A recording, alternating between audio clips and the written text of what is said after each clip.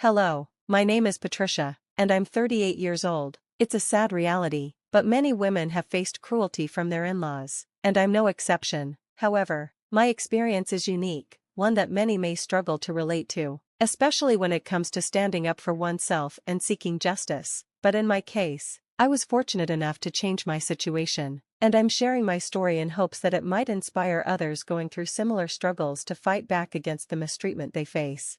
Everything changed the day my husband, Andrew, came to me with some heavy news. He said, "I need to tell you something important." Naturally, I was concerned and asked if everything was okay. His answer was a grave no, and then he confessed something that would alter the course of everything. He had witnessed his mother and sister committing a terrible act.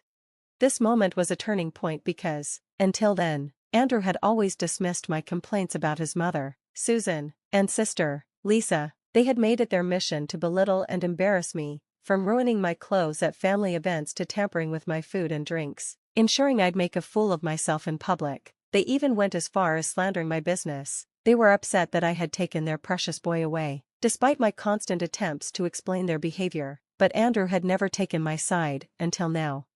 I asked him what made him finally see the truth, and with a heavy sigh, he showed me security footage from our business, proof of their malicious acts. Together, Andrew and I run a business specializing in crochet, offering everything from baby clothes to handbags. It had been my brainchild, and we were thriving, until Susan and Lisa began their efforts to discourage me from pursuing this dream. They doubted my abilities, insulting me by suggesting I wasn't smart or skilled enough to be a business owner. They hinted that I would be better off as a homemaker or an employee rather than chasing my entrepreneurial dreams. It was clear to me that their constant undermining was rooted in jealousy. Why else would they go to such lengths to hold me back from something that brought me joy?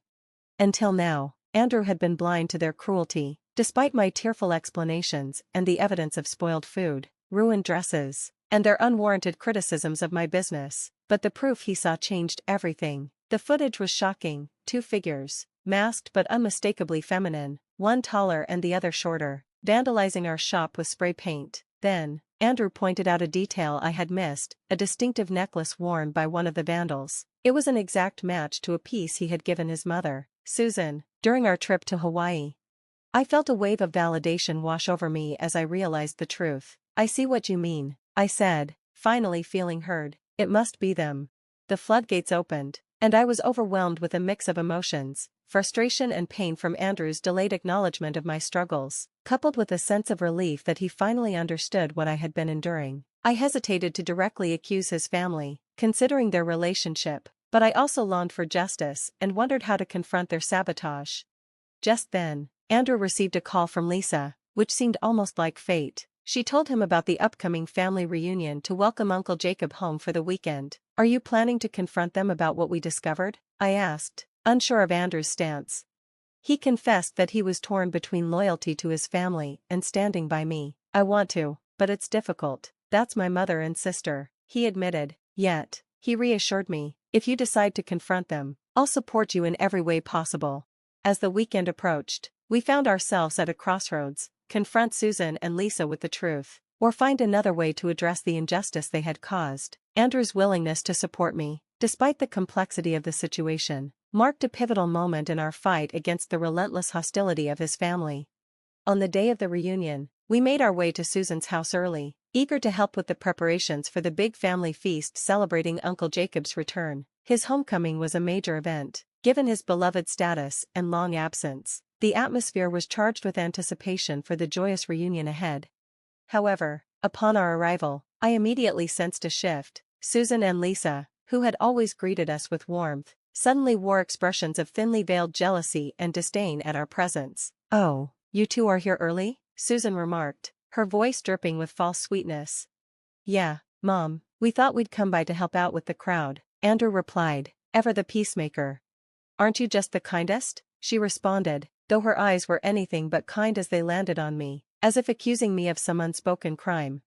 Then, with the smoothness of a serpent, Susan commented on the vandalism of our shop, a tragedy she had conveniently noticed. Lisa quickly chimed in, echoing her mother's feigned sorrow. Their performance was almost laughable. If not for the venom beneath their words, they could barely contain their glee, almost breaking into laughter at the deceit they had so carefully crafted.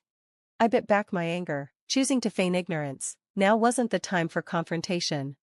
I waited for the perfect moment to expose their treachery. Andrew played along, careful not to rock the boat too soon. We spoke in unison, our words dripping with irony. It's devastating, truly. We can't imagine who would do such a thing.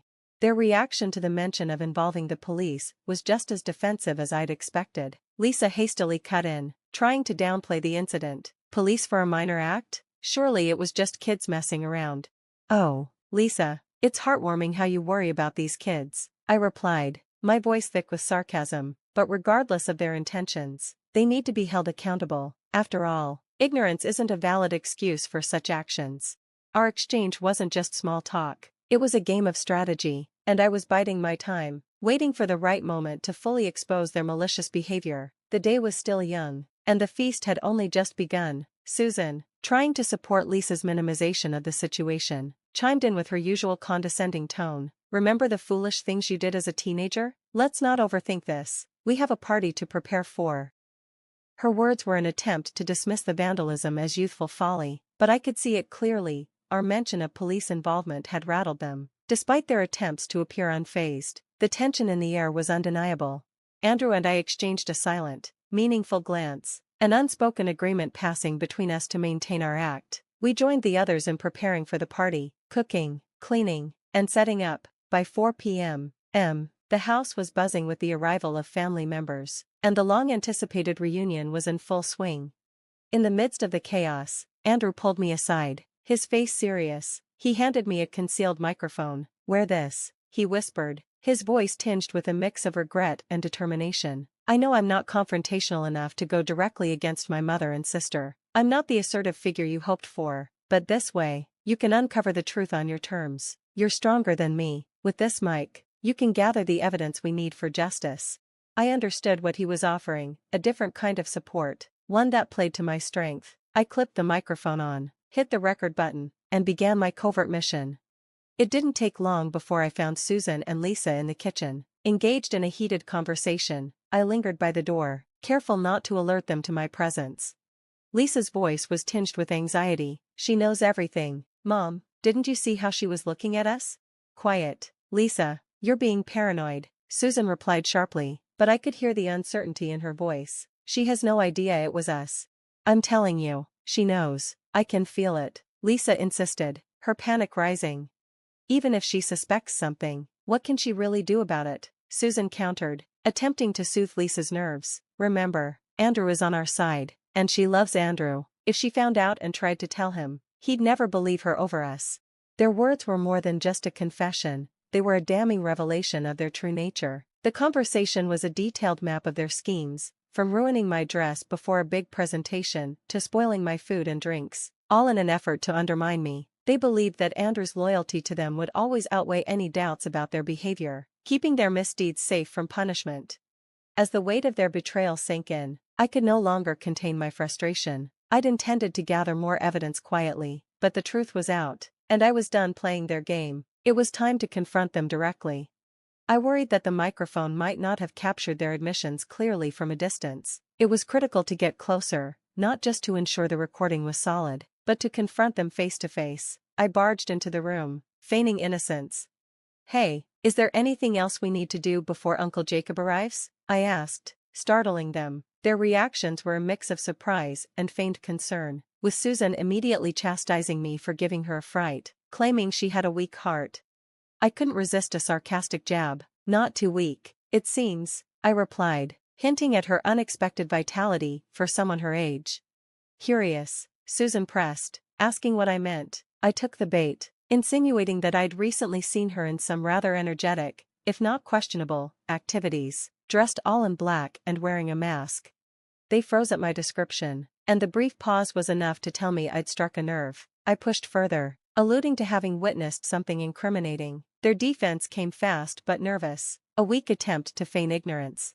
I upped the stakes, suggesting there might have been another masked accomplice involved in these shady deeds. Their denial faltered, and that's when I decided it was time to reveal my trump card. Ignoring their attempts to deflect, I pulled out the video Andrew had shown me, undeniable proof of their malice.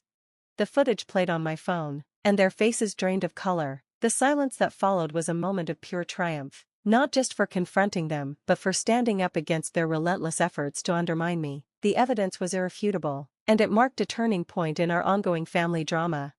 Still, they tried to deny it, brushing off the situation as something trivial, but I held my ground, emphasizing the gravity of their actions.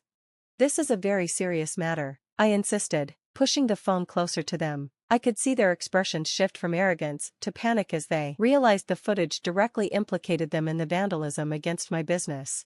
Lisa quickly attempted to deflect, but Susan, desperate, hissed for silence. The pressure was too much for Lisa to bear, and, out of guilt and fear, she finally confessed.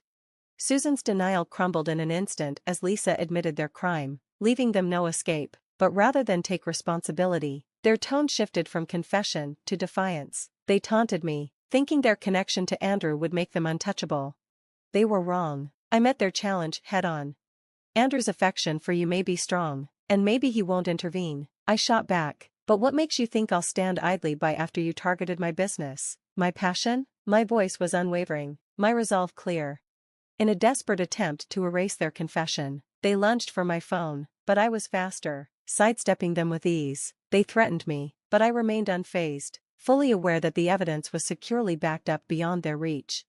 "Even if you manage to take this phone from me," I said coolly, "the evidence is already secured elsewhere. Making threats now only worsens your situation." I stood my ground, warning them that their intimidation tactics wouldn't work on me. Lisa's threats grew darker, but they felt hollow in light of their exposed wrongdoing. I faced their aggression with a calm yet firm resolve, prepared to defend my livelihood against their vindictiveness. The tension in the kitchen thickened as Susan and Lisa's threats escalated into a chaotic chase. I dodged them deftly, fear mixing with determination. The moment I flung the door open, a wave of relief washed over me as I saw Andrew standing there, unaware of the commotion that had unfolded just moments before. "Help me, your mom and sister are out of control," I exclaimed, desperate for his intervention. Andrew, taken aback, could only ask what was happening as Susan quickly twisted the narrative, accusing me of being the aggressor. She falsely claimed that I had threatened them with violence and vandalism. Andrew looked torn, stuttering as he tried to find the right words. My heart sank, but I urged him to stand by me, to defend the truth against the lies his family was spreading. He remained silent, and that silence spoke volumes about his inner conflict. Susan seized the opportunity to remind him of his loyalty to them, suggesting that his allegiance would always lie with his family, not with me. Andrew tried to mediate, claiming he loved us both equally, but his indecision only deepened the rift between us. I reminded him of the irrefutable evidence he had shown me. "Look at the truth, Andrew," I said, pushing him to acknowledge the reality of what had been happening. Finally, Andrew spoke up, admitting the vandalism and harassment I had faced were unjust, but even as he pleaded for a resolution, his words seemed insufficient, as if he couldn't fully commit to standing by me. Just then, Uncle Jacob entered, blissfully unaware of the tension in the room, eager to join the celebration. He brushed past the charged atmosphere, but Susan and Lisa weren't done yet. They continued their threats, warning Andrew of dire consequences if I took legal action. Their manipulation didn't stop there. They questioned Andrew's autonomy, suggesting he would side with them out of obligation rather than reason. Andrew's silence only fueled their narrative, casting doubt on his support for me. The situation reached a breaking point, and I stormed off to join the larger family gathering at the grand dining table. Despite the turmoil within me, I forced myself to sit with an air of calm, determined not to show my anger. Andrew and Lisa followed, and though Andrew shot me glances full of unspoken words, my fury kept us silent. When Susan and Uncle Jacob arrived, the awkwardness of the moment was palpable. The meal began, but my anger simmered beneath the surface, threatening to boil over. Finally, I could take no more. In a quiet moment, I stood up, commanding the attention of everyone present. "I have something crucial to share," I announced, my voice steady despite the storm of emotions inside me. I didn't name them directly, but let the recorded argument play, exposing Lisa and Susan's malevolence for all to hear. Gasps and murmurs rippled through the room as their scheme was laid bare. Lisa and Susan sat frozen, their deceit fully revealed, yet they still tried to discredit me, accusing me of fabricating the entire ordeal for attention. The dinner devolved into chaos, with accusations flying back and forth. The family scrambled to comprehend the full extent of the betrayal. Andrew remained silent, his words lost amidst the uproar, until the sound of approaching sirens cut through the noise. In a fit of rage, Susan accused me of orchestrating their downfall. I didn't do anything, I protested, still unaware of the police's imminent arrival. Then, Andrew spoke up. I did it, he admitted, confessing that he had called the authorities. His declaration shifted the atmosphere, acknowledging the wrongs done to me and pledging his support. This is about right and wrong, Andrew said, his voice firm. Mom, Lisa, it's time to face the consequences of your actions. As the police arrived, reality set in. Andrew's intervention wasn't just an act of support, it was a crucial step toward restoring justice within the family. His words marked a moment of reckoning, underscoring the importance of standing up for what's right, even when it means confronting those closest to us. The police went straight to Susan, who was making a scene, shouting as they took her away. Lisa tried to flee but was quickly apprehended. Both of them were clearly embarrassed as they were escorted out, throwing angry glances my way and calling me names. As they passed by Andrew, they called him a traitor. Once they were gone, the mood lightened considerably. We started talking about how difficult it had been to deal with Susan and Lisa, and Uncle Jacob even joked he'd rather be in jail than spend another minute with them. The rest of the family reunion went on to become one of the best we'd ever had, all thanks to their absence. Later that night, our phones started ringing with calls from the jail. It was Susan and Lisa, trying to reach out to family members. Some of us talked to them, suggesting they needed time behind bars to reflect on their actions. Others pretended the call was breaking up, and most of us ignored them altogether.